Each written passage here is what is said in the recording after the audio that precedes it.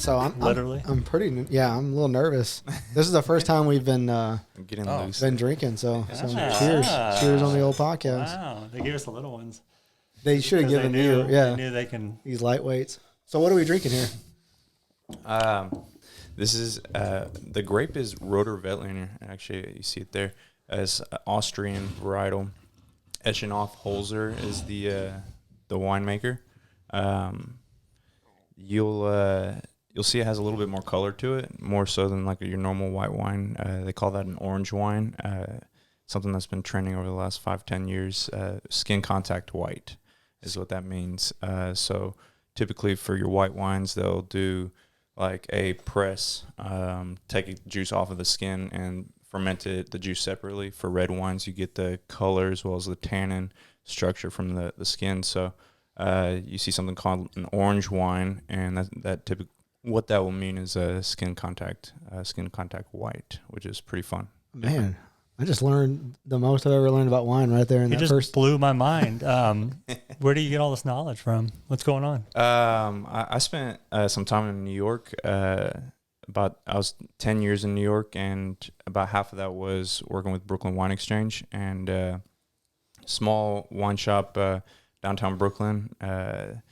A very, very cool little shop that opened up, I think it was 2009, and I had just graduated college, and I was like walking down the street and pretty much help wanted sign in the window. Walked into the back. There's two guys, Chris and Joe, Italian guys, all tatted up, sleeved up, and they're throwing wine down into the basement, and within like 5-10 minutes they conduct an interview without stopping, and I'm like picking up cases of wine, handing it to them, and when can you start? And I said, when do you need me to start? And they said, be here tomorrow morning, 9 a.m. We've got 100 cases coming in. And from that point on, it's $10 an hour job, just like something fun. After I finished college, I was thinking about going into law school.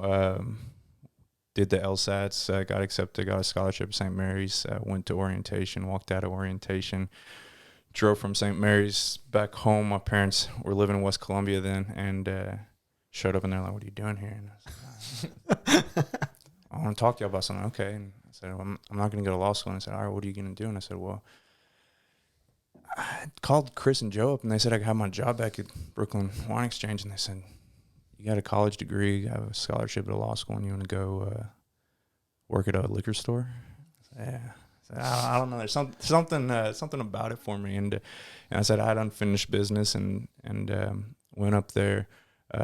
Was working for them part-time, still stocking, because this is a shop that has half of its space dedicated to a educational room is what it is basically, and they'll do classes 2 or 3 times a week, about 40-50 people, and we had the staff, as far as the staff goes, it was ex-sommeliers, restaurant managers, bev directors, things of like the top restaurant positions in New York that it kind of, a lot of them, whether got burned out, just wanted to change up, slow pace, and so they got into the retail side, and this was a really cool shop that was doing something before a lot of people were, and so I was stocking for them. I went back, I left the law school thing, and orientation, literally walked out. Yeah, and went back and started doing that. Started bar backing at a couple of different bars, restaurants in downtown Brooklyn, and then kind of worked my way up just through the years to serving, bartending, and then from there getting on the sales floor of Brooklyn Wine Exchange, because I was working like 2 or 3 jobs at a time to pay rent, and so after that I went and ended up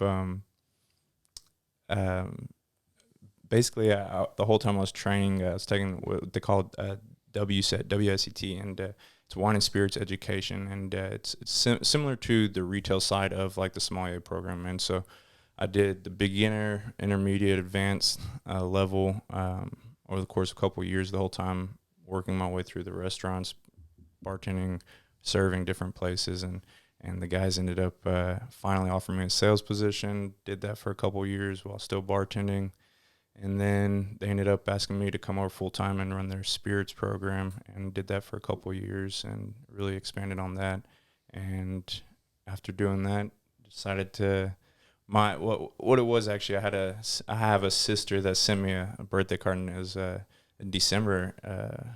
It was just six years ago. My niece turned 6 on the 8th. So, but it was December prior to her being born, and I got a birthday card that said "Happy Birthday, Uncle." And I thought, what are you talking about? And I called her up immediately in December, and I said, "When are you due?" And she said, in July. And I said, "I'll be there." And she said, you've been in New York 10 years. Like, don't say you're not coming back. We've all kind of figured like you're doing your thing up there. And I said, "No." I said, I'm ready for it. And my dad had been talking about retiring from Brian's, which he'd been running for about the last 30 years. And once he started talking about retiring, he said, "This is your opportunity. Like, you've been saying you wanted to learn this food side of it, and the window's getting smaller, and so it's time for me to come home for more than one reason." And but the idea was, and whenever I came back, was we're gonna grow. We're gonna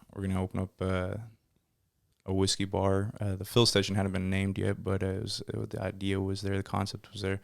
The idea was there while I was in New York, and so it's something that I came home with. And whenever we opened up the Fill Station, it's 2017 October. It's about a little over 2 years after I moved back, and after we laid that groundwork, opened up the bodega, and that was February 2020. Right before COVID. Yeah, the fun stuff started happening. So, go ahead. Y'all have made it such a big impact on like Jackson, the downtown area scene. I love the Fill Station, and it's funny, those two businesses, Fill Station and Bodega, are like something else. Like, one's a garage, the other one's a gas station. It's like, it's funny, if you get the next thing, I wonder, is it an old police department, or it shouldn't be just a building. It has to have another purpose, right? Absolutely. Yeah. No, I love the. We love taking some of the historical buildings and seeing what we can turn them into, and that's been one of the best parts of it. So, how did y'all meet? Actually, at an interview for Fill Station, because I'd known who Kyle was in high school. We have a lot of the same friends, but we never. He's a lot older, right? A lot older. Like a lot. But we sat down. It was supposed to be an interview. We ended up just hanging out for about an hour, and then just kind of been friends ever since. Nice. It was funny because at the time I had a buddy of mine, Adam Nichols, who was helping us, and they knew each other, and Coy knew a lot of my mutual friends, and so whenever we walked in, I said, I've heard your name before, and he said, I've heard your name before too, and it's the first time we've ever actually met, but had a lot of mutual friends, so from an early age. So how was it learning barbecue when you came back? Because spending this time in New York, I imagine you weren't doing a lot of barbecuing or anything like that. Not a lot. It was a complete change of pace. My dad told me, I was trying to break habits of, the last 10 years of my life having, a lot of my bartending was getting home 2, 3, 4 in the morning in New York, and now we're talking about getting up at 5 a.m. every day. So it was a big change for me, but really enjoyed it a lot. It was good just getting to work alongside my dad for a while. So it was difficult. It was difficult, but it's fun. And there's a few of the owners, right? Is it you and Coy, and there's two? Is there two others? So for Bodega, there's and then the two other ones are the ones that are partners of the Fill Station and the barbecue, which is Kevin Rosenbaum and Kent, my brother, cousin and brother. So and y'all are just hustling. These buildings aren't. Some of them are close, but y'all just dropping by and checking in. It's a lot to manage, huh? So we each kind of have our post. Coy does, for the most part, run majority of the Fill Station, and Kent is taking care of the bodega, and Kevin runs the barbecue, and I kind of bounce a little bit everywhere in between wherever I'm needed. So what was it? Was it the Fill Station and then Bodega, or vice versa? The Fill Station was 2017, and Bodega was 2020. So where did you get the idea for the Fill Station? So whenever I was in New York before I left, I had the idea. You see a lot of barbecue restaurants, and I have that background, family background in barbecue, and I learned before I got into wine, or at the same time I was getting into wine, and I should say, like, kind of the opportunity that I saw to get into Brooklyn Wine Exchange was through the spirits, and that was something that I said that they offered me to take over the spirits program. I recognized that they had a small spirits. They started off with just a wine license and then got a liquor license after that. So they only had a few people that were really fluent in the spirits and could talk about it. And so I kind of started. It was every Monday pretty much. There was a whiskey bar around the corner called Chart Number 4, and I'd go there pretty much every Monday and like have like a list of 10 whiskeys, and it's like, I want to taste all these, and I want to taste them all side by side, and they're like, you want them all poured like next to each other, and the first time they kind of looked at me, and then after that it was pretty regular every Monday, and we'd sit there and we'd talk about it, myself and the bartender, and really kind of familiarize myself with the spirit side, and through that and bartending, had the opportunity then to get into Brooklyn Wine Exchange on a higher level. So but to go back to it, I had as I was getting into wine, I got into whiskey. Jumped from that through every other spirit and drank everything. I really love agave. That's a big love of ours, something that we're hoping to work on in the future. But for the time being, it's we're talking about whiskey and barbecue, and I just thought that it always was something that should go hand in hand. Beer, bourbon, barbecue. The concept was there. I wanted to do something as a classed up ice house, and I mean, we looked at probably a dozen different properties before we found the Fill Station, and kind of landed on that. Negotiated on a few, walked on a few, but yeah, that was like, I think I was really one of third or fourth like in line as far as like what I envisioned. But ultimately, like, I absolutely love it. Like, it took a while of just like driving past it every day and just like looking at it and just driving past it and looking at it and going, okay, like, it changes some things. It's not exactly what I thought, like, but like, yeah, we can make it work. We can make it all come together, and it came out beautiful. So yeah, when I moved back from Austin, the building was abandoned still and just covered in, but it just looked like a bar from like when you drive by. It's like, that would be a great place to have a bar, and that's whenever only Worst House was around, is the only bar in town other than, I guess, Ricochet's.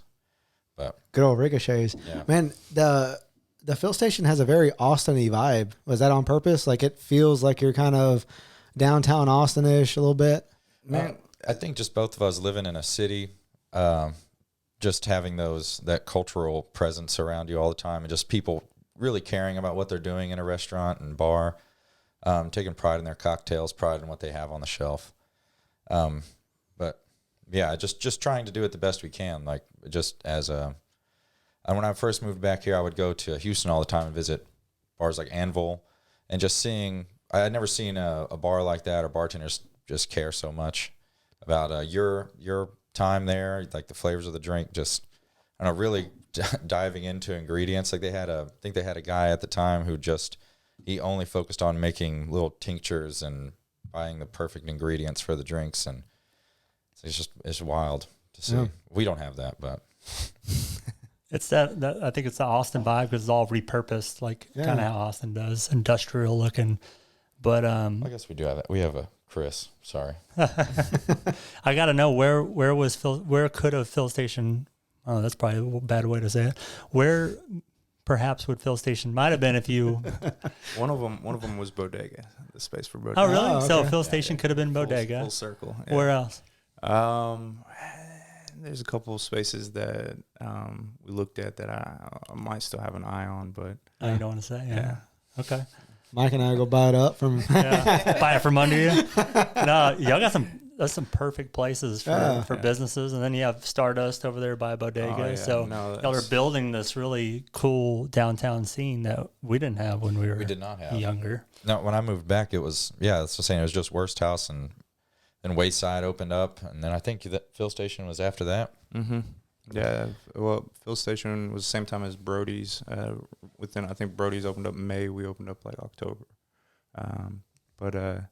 Yeah, and then Poly Pop after that. But it's going all around downtown, and it's really cool to see and be a part of. Yeah. Is it spilling over? Like, you think it's spilling over from this area, Pearland and Houston, to why Lake Jackson has grown so much? I don't know. I think everybody that's involved in downtown is local. There's nobody that's come that isn't local.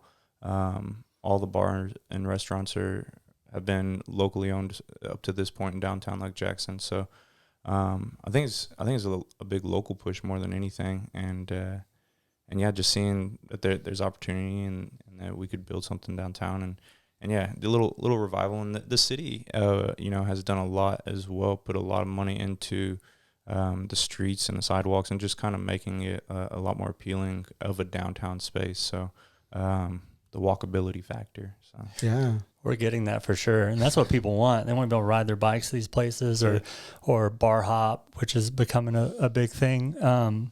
But y'all did it right with Fill Station, because there's not a lot of comparable businesses. You know, there are bars, but y'all have the top shelf model where y'all have Whistle Pig, and y'all update y'all's menu often, and you have what you say you have, which is consistency. Take a lot of pride in that. Yeah. That's really good. I actually had one of y'all's new specials. It was like Ario Speedway. Dario Speedway. Yes. Yeah, I knew it was a little different. I knew you'd correct me on that. But that thing's bad. Dario's been with us. He came on to the Fill Station about a month after we opened up. His mother worked for Brian's, actually, and his older brother actually works for Brian's still. Wow. And but Dario came on as a barback, and he is one of those people that's just climbed the scenes throughout. And I mean, he can work any position in the place, and that we take a lot of pride in that. But our seasonal cocktail menu, that's something that as I've kind of become a little, not to say more hands off.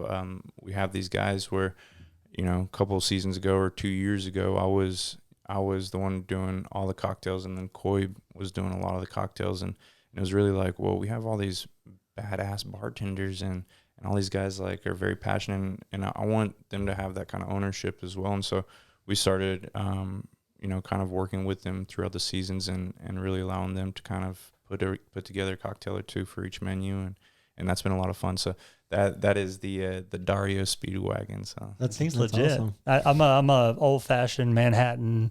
Like I'll do some mules sometimes, but I asked the waitress, I was like, just give me something you think that's kind of close to that, and it was legit. And they're always consistent. The drinks normally taste the same. I remember you used to work at what was that place? Wayside. Yeah. Yeah. You used to make some good drinks over there. That's where it all started. Yeah. Yeah. Almost couldn't leave, And coming over to Fill Station, you have a lot more ingredients to choose from, and I guess there's a lot more freedom to do whatever you want. You could go to the store and get something and make something weird and put it in a drink. But how does the menu develop? Like, do y'all meet quarterly or annually to decide what the menu's weekly? I mean, that's something that we've tried to do better about, and be more on top of is having weekly manager meetings in that way, because I feel like that's all trickle down, and the more structure that we can help provide, and because we have Kyle and Jared, who are managing at the kind of the front of house managers of the Fill Station. We're kind of having them kind of give more structure in terms of doing the cocktail menu, where, like I said, a year ago, 2 years ago, it was Coy. The whole idea of everything that we're doing, as you've seen with Fill Station and Bodega, is definitely growth, and so the idea with that is that, now these guys, Jared and Kyle, instead of Coy, can help put together the cocktail menu. And so while we're still meeting with them every single week, it's okay, where are we at, and how's Dario doing, how's Chris doing, how's David doing, how, where's everybody at with their cocktails, and whether it be cocktails or anything else that's going on, and so yeah, that's kind of the cocktail specifically. I'd say that's right now that's going on a lot of Kyle and Jared. So that's cool. It's like you're giving your employees the empowerment to make decisions. That probably creates a lot more ownership on their part too, right? Absolutely. Because they feel compelled to want to strive to do better for y'all. So, and you see your drink selling, and it's pretty exciting. Yeah. For sure. You can tell y'all are doing a good job with the management, because when I go there, I mean, they're coming up to me, you know, my drink's about half full, and they're asking me for the next one. They're alert, and you can tell some of the businesses around Lake Jackson, you'll be waiting for a little while, and there's a lack of training, and it's no consistency. You'll get something totally different the next time, or even down to garnishes. You know, 'cause that's a big thing with these craft drinks. Like if you don't get a bourbon cherry, it's like, or orange peel, it's like, what are we doing? Consistency and garnishes on every single drink. That's what we literally just talked about last week. So. Where's my mint? Yeah. Am I paying full price because I don't have the garnishes? I mean, this is the same full experience.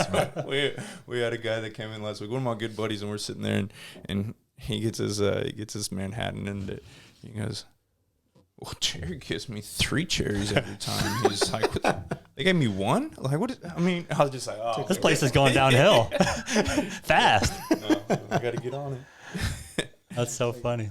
I want to ask a little bit about this. Yeah, for sure. I guess I was trying to keep up with John, but he done passed me up. Yeah, I looked over there and I was like, oh, I'm about watch out. We're going to be looking around for John after a while. He might just be crawling under the table. This stuff just tastes better and better the more you drink. So. Good. So that was probably terrible. So Bodega, like Devine, we went and ate lunch a few times there. Yeah. And that's another just well-managed place, because you have it seems like more employees than you probably need. They're like, "Hey, what do you need? What do you need?" You know, like, and they're like a line, just assembly line, throwing the sandwiches down. It's quick service. The first day we went, there was a pretty good line. It was kind of right after you would start going after COVID, kind of during COVID. And I was like, man, it's going to take forever, but it was quick. Yeah. You get an order, and there's like Mike said, there's tons of people in the back. Dude, it's a good setup. They're animals. When we opened up, they are. When we opened up, we were talking about doing like 150, 200 sandwiches a day. It was insane. That was like 30 days of opening, right? And then COVID hit. So during that time, we really didn't downsize a whole lot. We had the staff built up from the beginning, and that was kind of what we wanted. And since then, we've definitely added a few members that are key members now, but know the whole idea. And because there are times that, especially lunchtime, that we'll get now it's more typical that we're doing, closer to 100 sandwiches a day or something like that. But we're always ready. I mean, we have orders called in sometimes for 20, 30 sandwiches, and that's awesome just to be getting those orders. And we want to make sure that we're able to do them and make sure they're consistent. And the other part, and I'll be honest about this, the bodega, is that there's a lot of prep work that goes into everything that we do, like a lot of prep, and we put out a lot of food just in that small kitchen. So it's a very, very good crew right now at Bodega. I mean, everybody's very, very efficient and solid. How did y'all manage during COVID? Like at all? I mean, I'm talking Brian's, Bodega, and Fill Station. Survived. Yeah. Survived. It was survival mode. And that was tough. The bodega was probably the bodega and the barbecue. We said the bodega was almost set up for like, oh, this is easy when everything's to go. Like that's done. Hey, even if you're eating here. So while we lost business, obviously because everything slowed down at the bodega, significant business. I wouldn't say it's kind of hard to gauge whenever you're open a month, and then it's like, well, how was it really? But the barbecue, I'd say, was the least effective because we were able to do so much work with the plants, and that's the bread and butter really of that business. And the Fill Station, I'd say, is probably the most effective because that's the one that was all focused on dining in, social, a lot of cocktail, social, and so turned into having cars down the street. The Fill Station was a bit of a nightmare, but they're both outdoors, which was pretty good, right? Yeah, kind of. I mean, yes, at times, but I mean, there was times where you couldn't have any dining. I mean, so trying to sell cases of beer like out the door, and it's pretty wild. It's good being in Texas too, because Texas, it seemed the plants were open still, so there was everything obviously was slowed down tremendously, but the workers in the plant were still going in. They obviously had to eat lunch, right? Absolutely, yeah. No, that's what I said. The plants were really what feeds our community at the end of the day. that's where all of our blessings come from, and that's what it's a blessing and a curse. I say that, and I've always treaded that water lightly. But as much as the plants feed us, at the same time, it makes it very difficult to find people like Coy, to find people like Kyle, Jared, Dario, Aubrey, who I can name every single one of my employees and go, it's very difficult for me to pay the same wage that they go and make out at the plants. And they're the reason that a lot of these people are in this industry is because they love it more than anything else, and that's their pride and passion. So, yeah, no, for sure. That's a very good point, though. Yeah, it is. It's hard. Most of the people are going out there. That's like kind of the thing to do out here is go to the plant. I mean, that's kind of where we're at. So, interesting. And I mean, what inspired the name Bodega? I feel like I get the Fill Station because it's what it was, but Bodega, what's up with that? It was like about 3 a.m, and we were drinking and hungry. It's like, man, I wish we could get a sandwich somewhere, like really late at night. It's like we should start a sandwich shop and sell wine and beer to go. Like just go get a 6-pack after you leave the bars, and get a sandwich, take it home, and just like drunk eat. It's the best. But I don't know, that we're just kind of throwing it around, and just I think the first name that popped up was Bodega, and we both, I don't know who said it out loud first, but does it mean anything, or just where do y'all get it from? Well, Bodega in New York is like your little street corner, all in one stop shop. Like for me, it was every neighborhood that I lived in those 10 years had a bodega on the corner, and so 24 hours a day, didn't matter when you left for work or came home, you pop in there and get a BLT or bacon and egg on a roll or whatever, and so it was for me, it was that's your stop shop, that's your late night and early morning. So we tried to, as much as we don't have a bodega cat yet, and we through Corona, we actually, we had everything from, we still do, started stocking all your kind of normal household needs, from paper towels, toilet paper, bleach, soap, whatever, and so that's been kind of fun also. Yeah, there's a bunch of random stuff in there. It's like, oh shit. Yeah, but you need it. Yeah, I need it. But you need it. Absolutely. I think I got some soap or something in there when I was. Who knew that you could sell so much toilet paper through Waiter online? That's good. Y'all are smart to get involved in that and start seeing what people need. Weird world. Yeah. Well, does Lake Jackson let you carry yet around town? Like if they were to go and get, because y'all have a great craft beer selection. I went and looked at it. I like craft beers, and I see I have some of those good stouts in there. Are you able to grab that and walk around town? Like walk around downtown? Not yet. No. How do we get there? Is that something y'all need, like the business owners will have to do? Because Galveston didn't. If you bought it to go and took it with you and opened it on your own somewhere down the street, that's on you at that point, I guess. Yeah. For sure, but like Galveston, like I feel like Galveston wasn't carry for a while, like on the Strand, and then all of a sudden I just saw people carrying everywhere, and the rules changed. I think it's like it has to go in front of the city, and they'd have to zone it as a designated area where people could walk around, and usually it's just places that allow or only have beer and wine, right? That you can walk out of the store. I don't know. Drinking. The Strand doesn't have liquor. I don't know. I'm sure they do. But maybe the wine base, like pina coladas, frozen, maybe whatever those things were. Like Fredericksburg, I think they have a bunch of places that you can do it. But is only wine and beer? All beer and wine. It Yeah, could be. But Bourbon Street, that's a lawless place. Louisiana, you can do that. Something else. It's a different country. But man. Austin too, right? The 6th Street. These are like, I don't know. Totally I don't know different if places. You can drink in. I'm sure people do, but I don't think you're supposed to. What don't they do on that street, right? In Mexico, they just Let's start naming some crazy stuff. Lake Jackson's probably still a little conservative for that. It's probably opening up a little bit as the younger generation gets in there, but we're still dry. Dry city technically. No liquor stores, and How did alcohol to go impact y'all? Y'all seen an uptick in that? It's definitely slowed down, but we definitely pushed it a lot during That's good. during COVID, and we sold quite a bit. But You have to get creative and let people know, because you're trying to compete with like El Toro giving away like $25 gallon margaritas. 5-gallon margaritas. I was like, I don't have tequila that's shitty, man. Yeah. That's what y'all should do next. Y'all seen those drive-through garages where you get your drink before you go home or whatever? You know what I'm talking about? Yeah.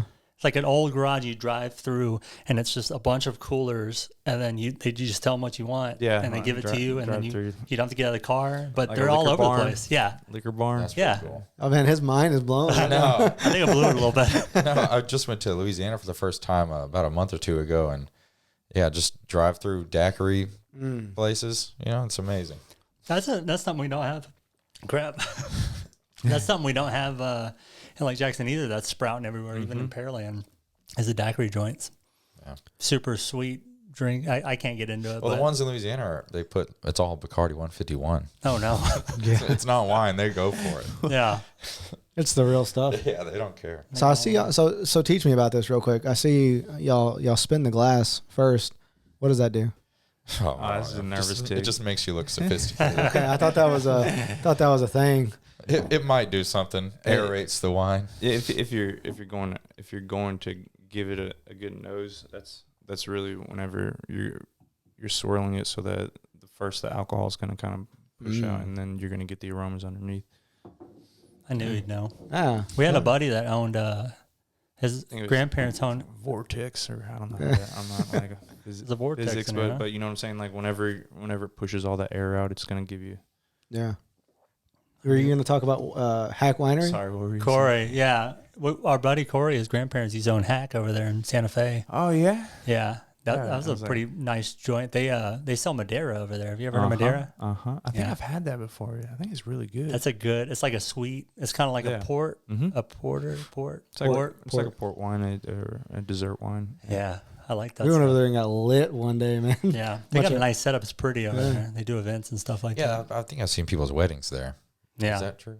Yeah. Is that true? Fact check I me. feel like I've seen a picture of Yeah, I a think winery so. around here. Jamie. They sell Hack at Buc-ee's, right?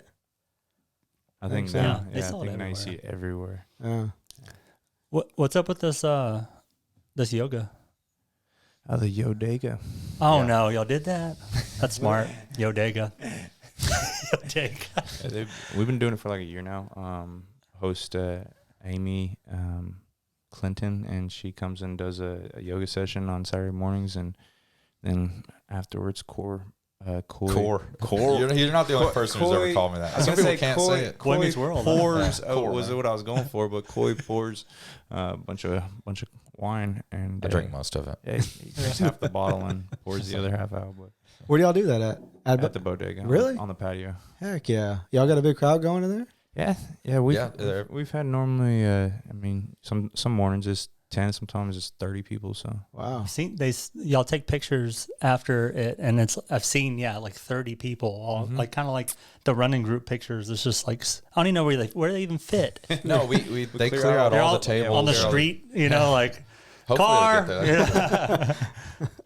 yeah, that and we've been doing some with Infinite Racing, which is a local car club. They're doing the bodega nights on Thursdays where we'll bring a DJ out, and they've brought out all sorts of cars from all over Houston and everything else. But we've had, there's 200 people they'll bring out and all at one time, and they'll fill up the whole space, and they shut down the street pretty much. Yeah, It's a lot of fun, but there's just people everywhere in the parking lot, everywhere. It's like Fast pretty and the wild. Furious, man. It is. pretty They got much the music out pretty there? much when you're going through like a global pandemic, you're like, hey, we'll find any sort of way to like bring people here. Like every day we'll just change it up. Like, Yeah. Oh my gosh, they got like the police scanners out there. They're like, all right, we're good. Go. If you go over 200 miles an hour, they can't follow you. Yeah, that's. and I love it though, because it's still. The group that runs it, Hector, like they're very professional, and so like you'll have like a family walking in, like that's like normal bodega customers or daily bodega customers or whatever it is, and they're walking in and like, oh, what's going on here, and trying to figure out. There's a DJ in the corner, and so, but it's all super friendly in that way, that like very professionally ran, and so we'll have like kids running around checking out the different cars and all that, and it's a fun time. And that's on Saturday nights? Thursday nights. Yeah, they do. I think they were supposed to do it this week, but obviously it rained out. So They send you a text at the last minute when it happens, like an hour before, and everybody just goes there. Normally, Troll dude, it exclusive. has happened before like that. It has been not an hour before, but like the day of or like the day before, and been like, hey, I know we were gonna do it next week, but everybody said this week's better weather. Let's do it tomorrow, and we're like, all right, well, let's just call it, because I mean, we'll bring in some again. We'll load up for staff or something like that, and but it's a ton of people. it's crazy. It gets wild. Do you have to call the city and let them know that it's happening, or? Not yet. Yeah, no. Oops. Yeah. But a DJ, y'all, where's the DJ come from? Y'all book them, or They book them. I you mean, just show up? It's a friend. It's a friend of Hector's that comes down at it. He said that he does a lot of work out of Houston and San Antonio. It's like DJ Addictive, I think. It's like spelled a different way, but it's tagged on a bunch of our different pages, and so there's a guy that does GoPro or The drones? drone videos. The promo videos they make I gotta are pretty see this. sweet. Is this on YouTube or what? They did it probably is Instagram.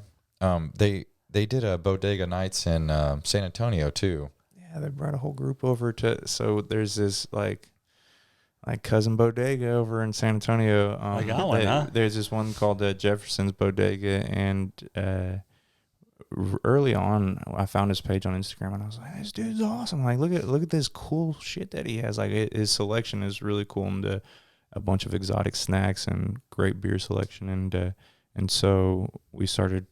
Liking each other's stuff back and forth, and then Starting a bromance. during the pandemic, we got we originally set up an account with Frito-Lay, and they pretty much were like, well, we don't know, I don't think you're gonna hit our minimums, and we're like, what's the minimum? It's like $150 a week. We're like, all right, I think we can buy that much chips a week. Like, let's give us a shot. And so hit the minimum. It was like 6 months in or whatever in the middle of the pandemic, and they're like, well, we're cutting back on accounts, and yours one of them. So we're like stuck trying to figure out what to do. It burned us. Yeah, it was good. It was really messed up. They laid it out, huh? And so we went. My brother drove out to San Antonio and hit up the guy that owns Jefferson's Bodega, and ended up Tim's Oriental Market, taking him to all these different different Asian markets around San Antonio, and then my brother did 2 trips out there before going, okay, I know there's something I got to find it in Houston. And so he started. He hits up all these different Houston markets and brings down a bunch of stuff, and it's pretty cool. No more Frito-Lay, huh? No more Frito-Lay. That's better that way, right? Yeah. We got to support I'm sure it's we do have Frito-Lays, but it's like, it's all the craziest flavors. It's pretty interesting. It's like, can I just get a bag of regular chips? It's like, how? No, we don't have that. Spaghetti flavored potato chips or what? Golly, what are these exotic snacks you're talking about? Like panda cupcakes or something? We should have brought some. Oh, we should have. What is it? We just had some chips right now that are steak and yam. Steak and yam. Steak and yam. Little rolled chips from Lay's. They're fantastic. But it's all like your big name brands like Lay's and stuff like that. I mean, I guess that's not all of them, but they have other ones. But my brother tell you all about them, man. You go in there and see them sometime, but it's crazy. Like, they have all sorts of crazy flavors that it's underground chips, huh? Yeah. All from Korea, Vietnam, and they're all imported. I mean, a lot from Asia. He gets a lot of Asian snacks. He gets a lot of South American snacks, more than anything else. But yeah, we have Japanese Kit Kats that are delicious. One of them, they're little individually wrapped Kit Kats, two little pieces that big, and it's like strawberries and champagne or something like that is the flavor. Jeez, and that's just specific. one of them. It's extreme.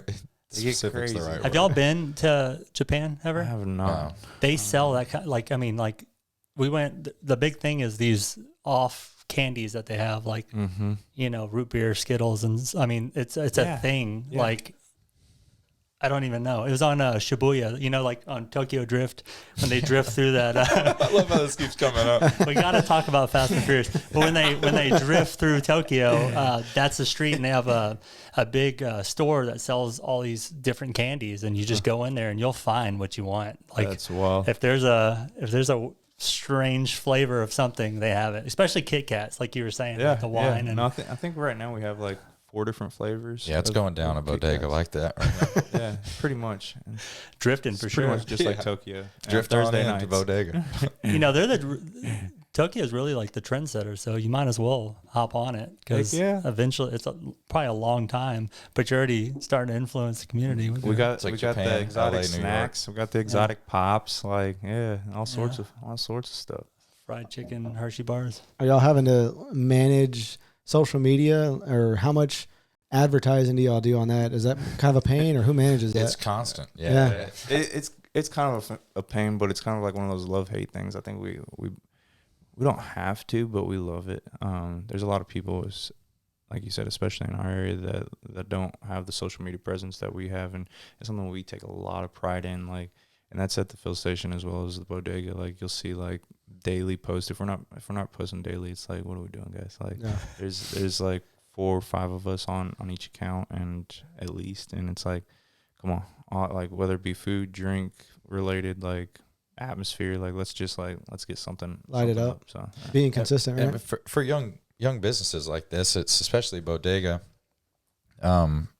You have people coming in every day that's like, no, I've never been here before, and that's the same at Fill Station too. And we've been open over 3 years, but I mean, it's every day that almost 4. Yeah, almost 4. Yeah, in October. Jesus, this year is flying by. Whew. With 5 people on the account. You're almost 35. I'm 33. I saw a little bit of dust come up when you sat down. Is that you or the chair? The chair.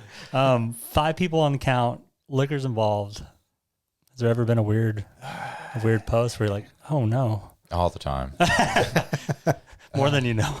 I posted one today. I'm always, I don't know, try and push it without going over the line, I guess. But I'll just kind of run it by him. It's like, how you feel about this? Just give him the rundown of the post, general idea. It's like, he's like, yeah, I'm all right with it. It's like, all right, it's going up. It's a full-time job almost, like posting, managing social media accounts. So I can't imagine 3 of them. Oh, it's nonstop. Yeah. Nonstop. And then like you'll be like winding down your day, and like it's like 11 o'clock at night, and you'll get a Facebook message on your business. And can I have a menu? Yeah, exactly. And it's just like, man, if I don't respond to that, our response rate's gonna like just go down. Man. Yeah, they rate you, right? Oh, wow. There's a response rate. You want just to like, when people ask you for a menu on your Facebook or whatever, it's like, man, it just brings up that whole give a man a fish, feed him for a day. It's like, can I lead you to Google? You can find almost anything here. But response rate. Yeah, are those the insights? Some insights on Facebook? It's Facebook. It's public. It tracks how long it takes for you to respond to them, and then just gives you an average. Normal response within an hour, like 2 hours, or 24 hours, or a week. And but they don't care. It changes so, like, it's like if you slip up once, you slip up once in like 100 times, and it's like, don't respond to a guy in a day. It's like, normal respondents in 48 hours. It's like, what? Like, it's never taken me that long. In 2 years. Wait a minute. I don't know how much we can believe those, because we got, I don't know what they're like, influence accounts on Instagram. And so it'll give you like your metrics or whatever, how many people are sharing your stuff.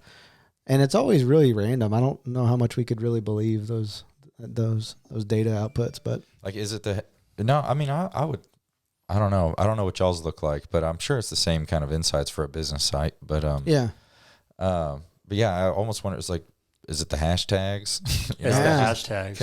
Connecting your post to all these other people who follow these hashtags, and tell them about your hashtag queen you ran into. We were in Florida, and there was this girl. Sounds like a witch. At a hot tub, and she was like, "Let me tell you about." Influence. Ran into her in a hot tub. Yeah.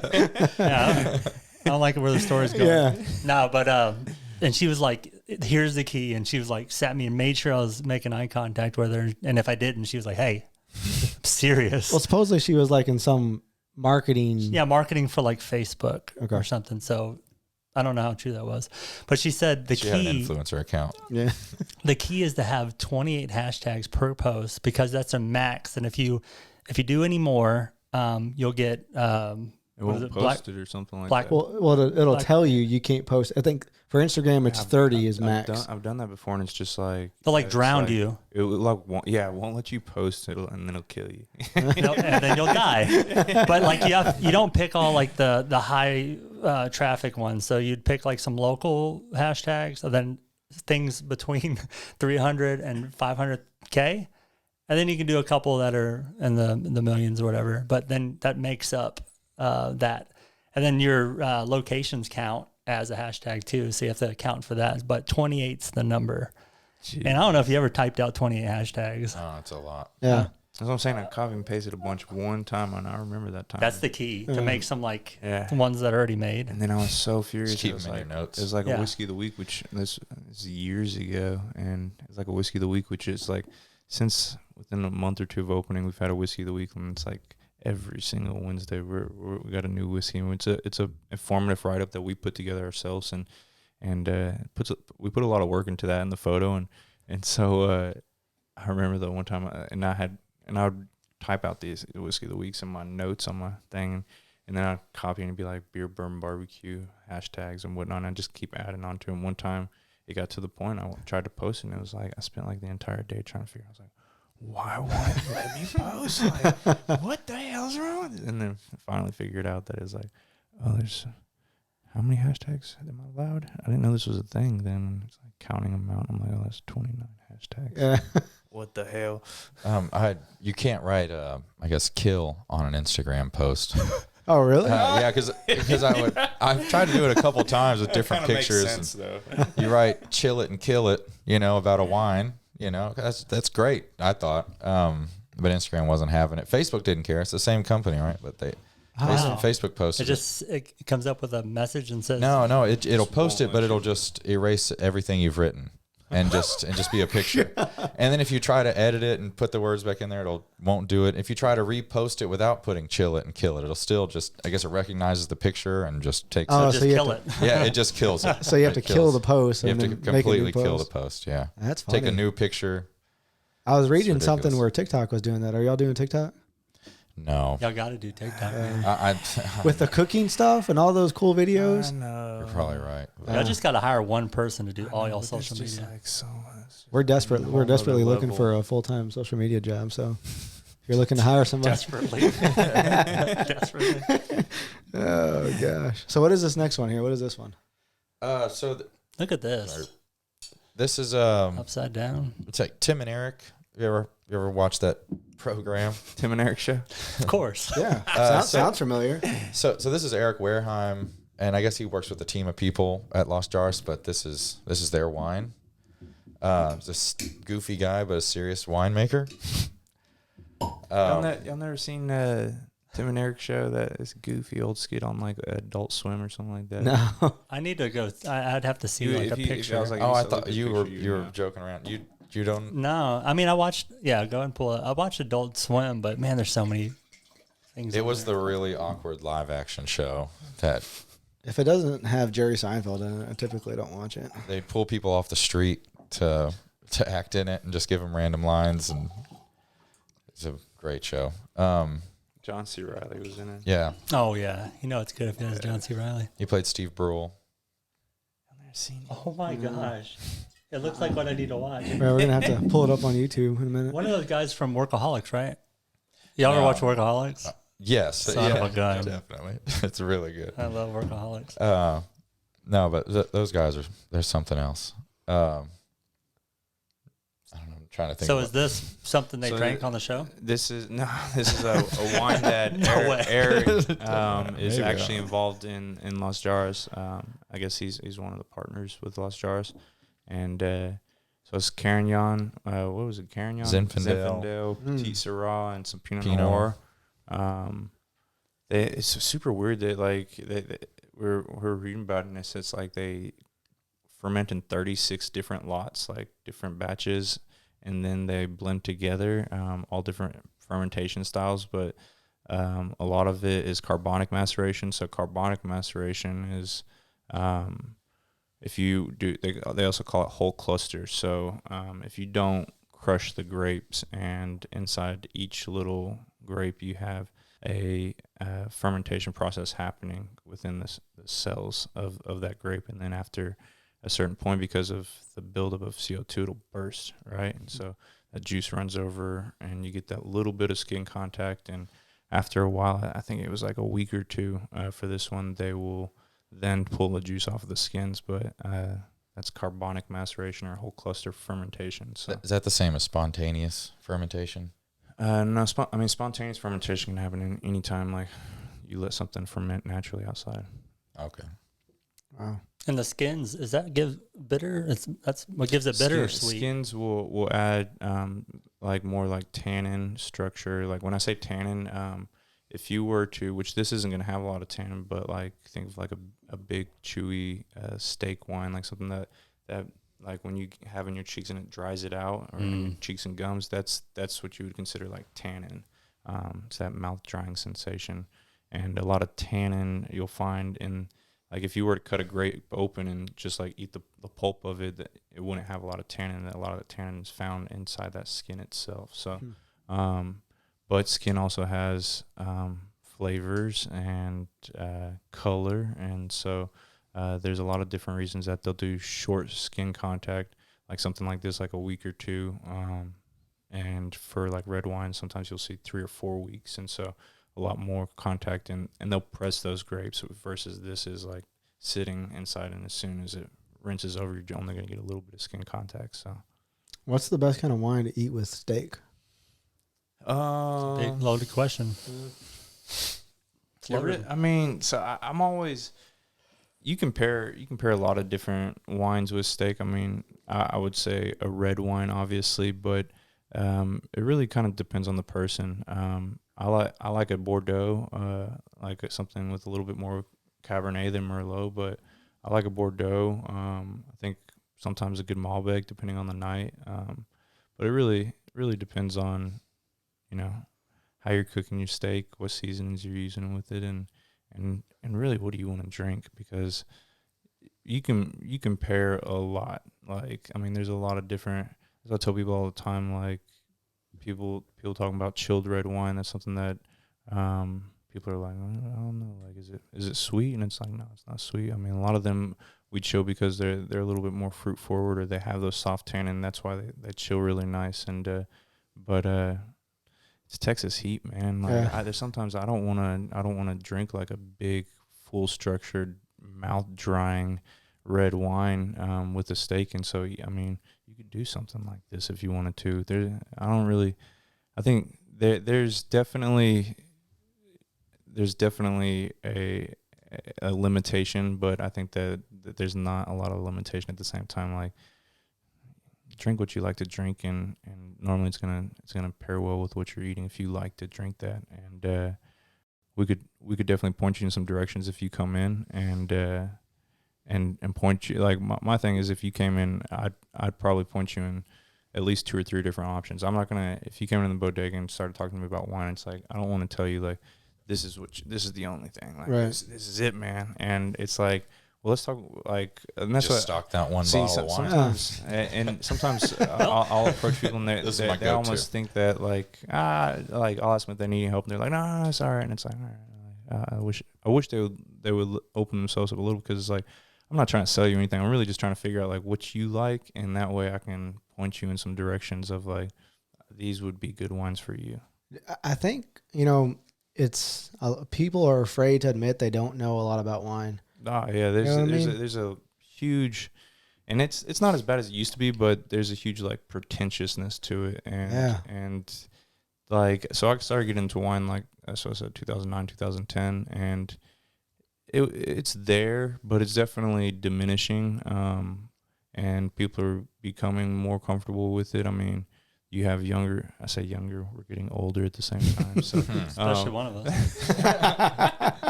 He just punches the shit out of you. We'll whoop his ass. Get out of here, old man. But it's, I think it's something that people are getting a lot more comfortable. Like, I have a few friends that, like, even guys that, one of my good buddies, that I've turned on to a lot of natural wines that he was just like, no, it's not for me. It's not for me. Like I've had natural wines, and it's like it's the same thing when people tell me that like, oh, whiskey's not for me, and I'm like, well, what is it that you don't like, or agave or tequila or mezcal or whatever? It's like, well, what is it that you don't like? Because I'm sure I could find you something that is still classified as wine that is not like that. My buddy that's like, well, I just don't like it's all funky. Like all natural wine is funky. This is natural wine. I don't think it's funky. That's natural wine, and like I don't know. It's like there's a lot out there, and so we've probably opened up a dozen bottles together at this point, and like 10 out of the 12, he's like, absolutely, I like that, and it's like, all right, so it's not all weird. I've tried to get a weird one in there too. But. Yeah. Broaden its horizons a little bit. Did y'all do y'all think about getting into bottling whiskey or wine? You know, some place they don't make the base product like with wine. You know, they don't have the vineyard, but they do the aging and then they slap it on, slap. They put their label on it. Selling it. Would y'all ever do that for Fill Station or another brand that y'all could create? I mean, y'all are definitely passionate about it, right? Seems like he's thinking about it would be really fun, but It'd be a lot of fun. It's a lot of money and a lot of time. Yeah, a lot of time, a lot of money. Y'all got a lot of time, right? And I mean, the thing is to compete with these guys, like, there's not a huge return on that. Like, it's tough. It's a very tough market. And you have to hustle to get your wine out there to a distributor, and yeah, if you know, I've definitely thought about dabbling in like playing around making some wine, or even, I mean, they talk about like home distilling, but that in my mind that's more of like a passion project. It's something to have fun with, and not necessarily a way that's gonna put a lot of money in my pocket. Not a lot of money, but maybe, you know, a lot of wine. You can make it a lot of wine. Yeah, maybe y'all can sell it. I mean, for a job. Get the local people to like the wine, and you're selling at a cheaper rate, and you're making more of the money because you're making it. Mm-hmm. I mean, it's not big time money, but we know you have passion. We know a lot about business, so you should take our advice. Definitely listen to me, especially after all these classes. What's It's just getting more bold as we go. Yeah. Hope you bought open up here soon. Yeah. This is what y'all should do with Bodega. We've been thinking about it. I don't like the name. I think you put the Bodega. I keep hearing the. Where's this the coming from? I don't know. He says a lot. This is how we referred to it, but I kind of like it. The Bodega. Do I? You do. Sometimes just Dega. Yeah, the Dega. Yeah. I like Yodega. That's a good ring to it. One. I wonder how many other words we can make out of it. I think that was Kent made up Yodega. Yeah. Might have been Amy. I don't know. Cardega. Cardega. For the nights when the cars come. Just real simple words. John and my Dega. Automodega. Automodega. Oh That's my a good gosh. Someone's been thinking about that. Who said that? Which one of y'all? I just said it right now. I never thought of it. Automodega. I need to put this places. Have y'all y'all have a pretty good sized parking lot, especially like between you and Stardust. Have y'all thought about building like a little stage and doing live music out there? Putting some of those hanging lights and vibing it out. Y'all have a lot of musician friends, right? Yeah. It's tough. We book live music normally Friday and Saturdays at the Fill Station, and live music isn't cheap, and whenever you're putting it like 200 yards up the road, and it's really difficult to go, well, let's do it down here also, because it almost doesn't, I don't think it'll cannibalize our own business, but at the same time it's like that's tough. If we were to do it, we talked about splitting it up on like alternating nights. We haven't talked about doing a stage. I think with that patio, there's enough space that we could definitely, we have it wired up electrically in the corner for plug-in if we wanted to. Yeah. It's been a talk for a long time. Yeah, I haven't done it yet. You play or do you sing? Yeah, it's something actually we talked about. You know, free music Wednesday nights. Yeah, you're just always up there. Yeah. Wednesday nights. I told him that I think something that'd be a lot of fun would be a jam night, and we just need somebody that like would be there every Wednesday, and it's like this guy's gonna start it whether people are here or not, and people are gonna show up eventually, and Yeah. So Can I be the full-time when I say drummer jam night, like on just those invite jam nights? musicians, anybody that wants to come out with an instrument and like come play around. You know what I'm saying? That'd be good. I think it'd be fun. There's nothing like that right now. So Yeah. That'd be legit. You have all the hookups too, and mm-hmm. it'd be nice. And even if y'all had bands on, both ends, y'all aren't far away, but there's things in between. So it causes that like pub crawl thing, although it's both y'all's areas. We lose half the customers to these other people in between. Yeah, that we're getting the same money from. Dang it. It came to our other place. We got to guide them around the street. Yeah, you just got to find a way to work them around. What's the future plans for expansion? Are y'all wanting to open something completely different, or y'all want to expand on one of the 3 businesses now? Or are y'all wanting to stay in Brazoria County, or you want to do outside too? Thinking of driving range. Yeah, Coy really wants to open a driving range. Yeah? How great would that Anybody be? wants to invest in a Little chip and putting green in a bar? Come on. What about this new place that's over here in Angleton? Not worth it? Yeah, what about Mulligan's? it? Yeah. No, that's a cool place. Yeah. Yeah. You'll like go he just wants a driving range. to Yeah. That I can all go to to yourself. Where's Coy at? You I got can the drive range? the car and just have the tank. You're going to lose an employee, man. He's just going to be up there. I know. I He's just already gonna lost gain a him new for like vision. last year. Yeah. But no, we've talked about growing outside of even Lake Jackson.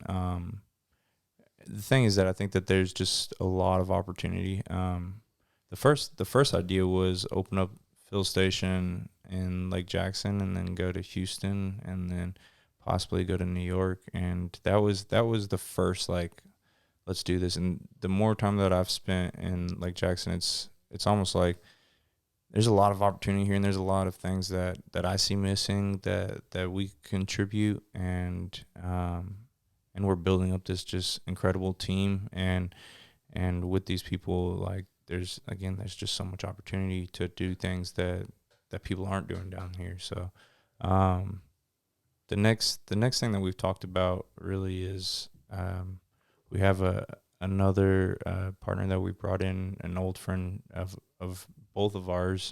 So one of my childhood friends that I grew up with, probably known since I was about 2 or 3, and played baseball with and went to school with and everything else like that. And he actually lived with in Austin again. And that was what, 2012, and so we again didn't meet till 2017, and so just weird circle. But a good friend of mine, Aubrey and Coy's Aubrey Littlefield, joined us, and that was in September somewhere. So Yeah, it's pushing a year. yeah, it's coming up on a year. But he came down and joined the bodega. He's a big force behind the brunch menu and some of the different daily specials that you'll see, and so he came on, and the idea with that is we're not necessarily 100% like certain on the full concept, but it is something in my mind that's a little bit more elevated, whether that be just in the service, the food, the cocktails, the atmosphere, than what we have available to us right now. Yeah. That sounds exciting, man. Expanding out of that, but that's a lot to bite off there. So it is. He's gonna be running. It'll all be yours soon. There. I always thought I would make. He's like that's why he's talking about a driving range. Yeah. Shit, yeah. I always thought I would make a good manager until I became one. You just think it's like, man, I can handle this. I could do that. Yeah, I can hire these people. I can train them up, and it's like, man, it is not easy. It is the opposite of easy. So, I mean, finding the crew that we have now at Fill Station and Brian's and Bodega, it's kind of mind blowing just how far we've come. Just weeding out we've lost a few good ones along the way too, but just I don't know. We have an awesome team. It's pretty insane. That's what, like, when people tell me, they're like, "Oh, I never see you at the Fill Station anymore." They'll say the same thing at the bodega, even though I spend a lot of time there. They'll say the same thing at Brian's, and it's like, yeah, it's not because I'm not working. I promise you. It's like, you son of a bitch. That's probably how they feel. He's at the Angleton driving. But in the same sense, it's like That is an incredible feeling. When Take I a little bit more. when I shifted a lot of my time out of the fill station into the bodega, I put a lot of weight on Coy's shoulders to run things at the fill station. And again, I'm a couple hundred yards down the road, so it's not like I'm putting too much on him. But at the same time, I put a lot of responsibility on him, and in that time, and we're talking the last 18 months. We've been able to build up a rock solid crew at the bodega as well as at the fill station, and it's like people that are hungry, and that's what I say. Like, I'm looking for people that want to grow within our company. I'm not looking for somebody that wants to stay stagnant. I want people that want to climb the ranks, and like we have a couple guys that are with us right now that barbacks that we're now cross trained to. They want to do the service side of things more, so we're pushing more hosting, and then we'll get them a serving shift or two, and it's just like getting those guys cross trained, and then all of a sudden like having these career employees that have put in years with us, and that's something we're super proud of, and something that we try to take care of. This we offer 401k program. What? Yeah, match up to 4%. Dude, and, I'm about to leave my job right now. Want to be a server? Yeah. Please. And it's for anybody that's been full time for over a year, and it's things like that. We do 2 weeks vacation every year. Typically, it's a week in July and a week in December. People ask us like, how do you run 5 days a week? Most bars are 6 or 7 days. It's like, well, we have Sundays off. Like, Sundays was always the day at the barbecue that my dad took off for forever, my whole life, and it was the one day he ever had off. And so I never had that for years. I mean, I remember when I was in New York working those 2 or 3 jobs, it was working 30 days out of 31, and so it was in a lot of breaks there. But when I finally got into that position in Brooklyn Wine Exchange, where they had me run the spirits program, I worked my way into it. It was like, I want Sundays off. And ever since then, when I came home, we opened up I was working at the barbecue. We had Sundays off. We opened up the fill station. I was like, we're taking Sundays off. And we thought about opening Mondays, but I was like, Monday's not a big drinking day, honestly. We have the barbecue that's opened up, and I'm not trying to take business from that. So, and it also made sense for the bar. I was like, because now my crew has like, and we have a tight crew where it's like we don't have a lot of fluff, and so these guys now all have 2 days off every week, and it's like a weekend. They have actually like a Sunday, like a weekend day, and then they have a Monday where they get crap done day. Like, Yeah. And once every Monday, once a month, every Monday we'll come up and either do a staff meeting or a big bar clean, something like that. So it allows us to like really kind of stay like top notch and clean behind our bar. And so the vacation, the 401k, it's something that it's been on my list since what we had last year, but something I really like to work towards is trying to offer some sort of an insurance. We offer something that's terrible right now. Like, I pay it, and because I know what it is, and it's like what do they call it? Like catastrophic insurance, or basically like unless I'm dying. I had knee surgery actually about 2 months ago, and that was the first time that I actually hit my deductible in I don't know how many years, and there's like no copay or anything like that. It's like, this isn't a good plan, but I want to get a good plan for myself as well as my employees and be able to offer that. Like, it's something that I've talked to them about, like who would be willing to, what would we have to put in and what would they have to put in. And so it's something that I'm trying to develop as well. But yeah, I think you have to do that. As we were talking about, our job market down there is super competitive. And so in order to get these guys that, like, that's what I've told them, like, I'm not like, that's my brother here. And so like these other guys that we have working with us, I feel the same way about them. Like, I don't want these guys working for me for the next 2 or 3 years. I want them working for me for the next 10, 15. And I say working with me for the next 10, 15, 20. I want to grow. I want to help them get their dreams. What do they want to do, and how can we get them there? And so, yeah, I got big goals for all of us. And so trying at the same time just make it as incentivizing as possible. So Yeah, no, that's great. I follow this guy that Nick doesn't, or that Mike doesn't like. His name's Nick Bear. I don't know if y'all have heard of him. He owns a supplement company in Round Rock. And he's big time social media guy, big time influencer, but he made a YouTube video last week and talks about his most important investment has been the investment that he places on his employees, because it's everything back tenfold, you know. Mm-hmm. It's not a piece of machinery. It's not, alcohol or, something that you can cook in. I think you're doing, it's like listening to you talk, I can tell I can hear your passion and it's raw, it's real. So that's gotta be infectious for the people that work with you. Very much. I hope so. I like that type of owner to have my back too, looking for every opportunity to make the job more, like you said, competitive or like these are your family, No, it really Yeah, is. it That's is what, a like, family, no doubt. It is. It's really good. That's been one of the hardest parts also, is like, as I've spent a few years at Brian's and then grown into the Fill Station, spent a few years there, and like now at the Bodega, spent the last year plus there. And my daily spot changes a little bit here and there, but some people see me less and less, and it's just like I'll only see Gracie or whoever. Like I only see her like at least once a week or whatever. Where I see her every day, it's like that's some of the hardest part is some of those relationships. But at the same time, like just making sure that everyone's taken care of and still happy, and that's something I ask. Like I can't tell you how many times we've had. We try to do sit downs, regular sessions with.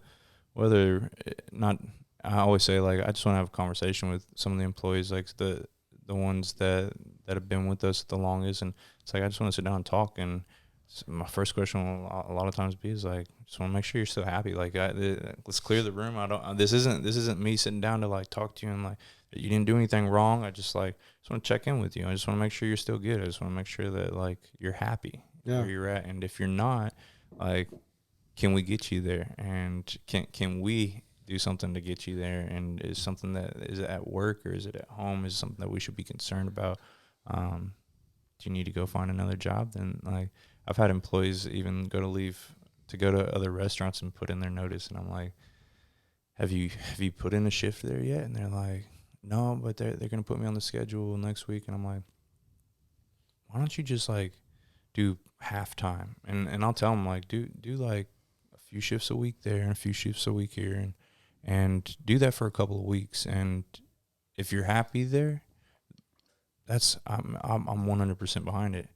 But you have no idea like what it is there. So it's like just make sure the money's there, make sure the atmosphere is right, and very seldom. I think I've had one in I don't know how many years that actually ended up taking that opportunity and going over there after spending a couple of weeks. Normally it's like, oh shit, things aren't that good over there.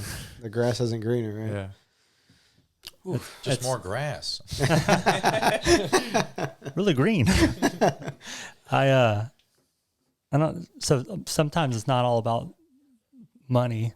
Mm-hmm. A lot of it's like the flexibility too. So like offering like a salary, but giving more flexibility to go get your things done or live your life, but not, paying more, but just, hey, you're out 3 days a week or whatever, but you're going to get the same money and you're going to be able to have more of a work-life balance. That's what we're seeing more from like tech companies and even out where we work. That's important to me. Yeah. Yeah. Have the time to go do that while still making kind of the same amount of money. No. And I mean, and that's a lot too. 'Cause it's like whenever he, I guess transferred out of Fill Station, I started taking on all those roles. Like I was saying, it's a ton of work. And when you're fresh to it, I guess, it can be overwhelming. And just over time, you get better and better at it. And it becomes like, okay, this is second nature now. It's like, what else can I do? What other job can I take from you over here? Yeah. And I just tried to do that. I mean, I think it took about a year, and I kind of took your jobs over there, except payroll. He handles that still, but A lot of it. Yeah. I mean, but now I'm trying to pass a lot of it off to a few of the employees, like the two, Kyle and Jared, the two managers, and Dario, Dario Speedwagon. But yeah, but it's just, it's difficult. I mean, I don't know how easy it was for him to pass jobs off to me, but it's not easy to do. A lot of the time it's easier to do it yourself than it is to train other people to do it. Yeah. Oh. It's like, I know I'm going to do it right. You know, can I trust you to do it right? Right. And I mean, maybe that's me being a bad trainer or something, you know, but, and I mean, I'm learning that along the way too. It's just, yeah, that's something we've talked to some of our employees about also. Is like, I like to give the illusion that we got it all figured out, but it's like, this is our first time. Yeah, we're shooting figuring from the hip. Yeah. I mean, we've got a lot of experience and good head on our shoulders, and it's we got those things going for us. But at the same time, it's like we're every day. It's something that my dad talked about. It's like it's what's fun and exciting about the restaurants, right? Is every day something else is like thrown in your direction, and every day you're figuring something out, and you're playing a lot of different roles. And as a small business owner, I mean, there's a lot of difficulties, and those employee relationships are very, very important. So a lot of it is playing therapist and just making sure everybody's good. And a lot of people skills. Huh? Oh yeah. I mean, if you're customer service, you got to have some people skills though, I guess. Well, yeah. It's good. The reason y'all are going to be successful is because y'all are always looking towards the future, and you're looking at ways to get insurance and all this. I mean, if y'all are comfortable, things are going to kind of fall at the wayside. So the fact that you're never satisfied, y'all are going to do well. And then y'all are family and close friends, and y'all care about everybody. So it's just a recipe for success. It's looking. I get a hoping so. You know. definitely so. Well, Coy, Kyle, it's been a pleasure, man. How can people find y'all on social media, websites, and all that good stuff? At bodega-979 and at the Fill Station on Instagram. And, what about Brian's? Facebook. Brian's is on. You have Brian's Barbecue, the Fill Station, and the Bodega on See? That's conscious of it. on Facebook. All three of those are on Facebook. Yeah. Oh, awesome. It was a real pleasure, and thank y'all for being the first guest that bought us alcohol. Yeah, cheers. Cheers. Thank y'all. That's just rude.